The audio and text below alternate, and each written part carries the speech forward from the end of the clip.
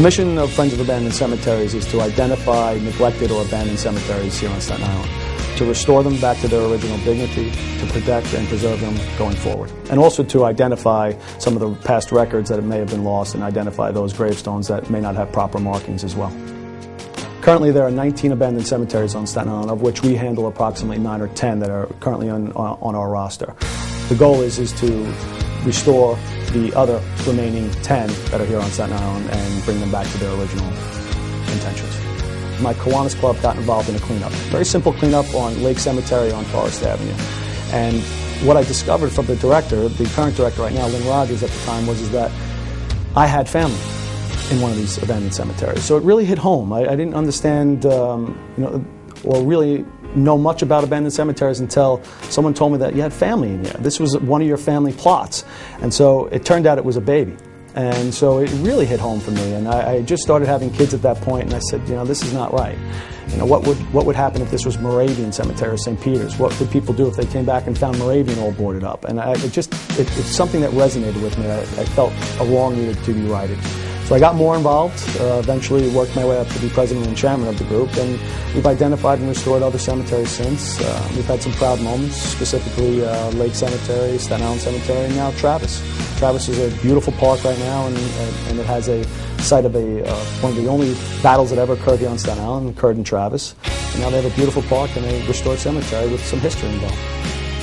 Cemeteries are identified here on Staten Island in various different ways. The abandonment of the cemetery is usually something that is made aware by the community. The community says, well, we have a problem here. We have a cemetery that's been abandoned, it's being used for illegal drug use, it's kids hanging out, it's for drinking, it's causing a problem, even day laborers hanging out at them.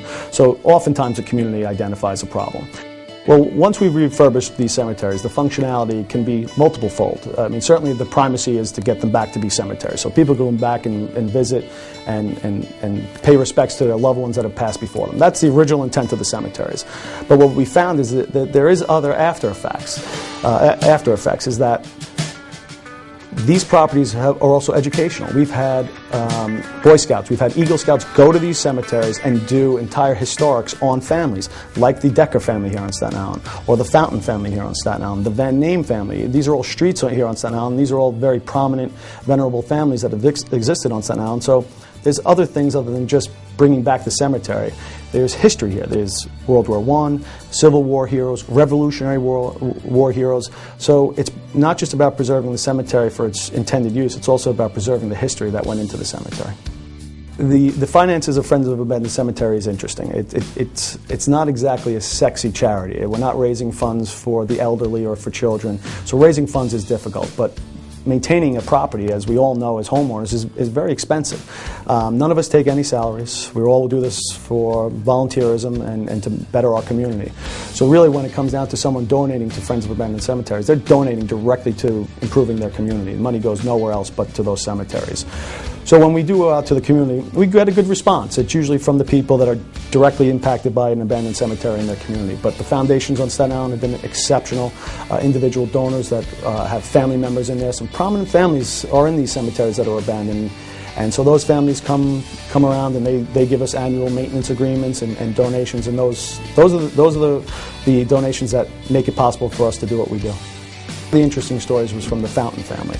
This was the cemetery located on Richmond Terrace, and there's a small section of that cemetery that's designated for the Fountain family. And as we were doing the restoration and whatnot, a family member actually came to visit. Now they had been coming to visit for years and decades before, but they always walked up to a locked fence. Now this time they walked up to a wide open fence, beautiful landscaping, and a beautiful statue that was donated from St. Vincent's before St. Vincent's Medical Center here on Staten Island closed. And it was a beautiful statue of Mary praying, and what was interesting about it is that the person said, I knew every year I would come here and every year the gates would be closed. But she said, I knew one year I would come and there would be an angel here with the gates open. That happened to be that day that we were there. So the day that we were there, this woman was able to find her way back to the gravestone that she'd been looking to pay homage to for the last decade or so, and she was finally able to get into it. So it was a heartwarming moment. the events that we've been having have been growing every year. We've been getting more and more response to it. Again, we're not in exactly the sexiest of charities here, but when we're doing things like this, we've noticed that more and more people are becoming aware of the impact that we have on our community. It's not about just putting a cemetery back into it. It's about reclaiming a piece of property that was a blight on the community. So more and more people are getting more and more involved, and as we start developing and branching out on these types of programs, we're noticing more and more people taking note.